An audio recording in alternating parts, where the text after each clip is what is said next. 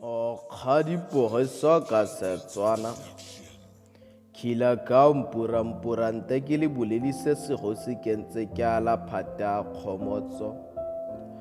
loso lo nyeleditse tlhaloso a dumela mo ditorong tlhare sa bodiragatse mmino e le piano e rile ka la go kaloga ga karologe e talana re santse re ilebile fa re tla kotula maungo a tshwana le boamanei bo mosebetsi wetu le bo ngwana mane a rara tlhego ntse go lekane lo ba dimpelong bona jaaka lo kekela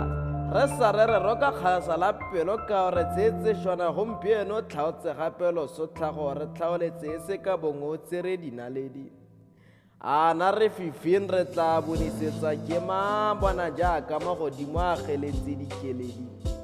lo tsene lo solwa tsholo la tlhabego la go tlhabega Aforika Borwa le lefatshe ka mmino o jesa ditsebe monate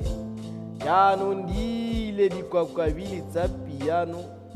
khila kao le mpura banna ba tletse bokgoni banna ba tletse talente khila kao mosimano a go rurumisa piano ka boikgantso mpura wa kgantsa maitiso maitsipuo ba re mpura wa di-bedtime story mmino bo diragatse Aforika Borwa re latlhegetse e ka bo re itsetse re ka ba rejelano ka botshelo mo dikologa ra tla ratila kwena kgololoso e sologa rumi khila kao mminong re tla kwata bolela ke mafa o ile jaana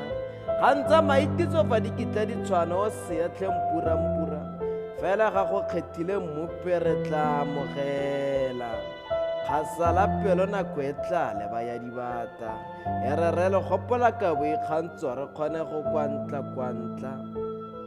ke lebeletsa tlhako sesola ke re jaaka le ne le dinaledi naledi ke tsa le godimong robalang boroko magents mo Kgadipogiso ka Setswana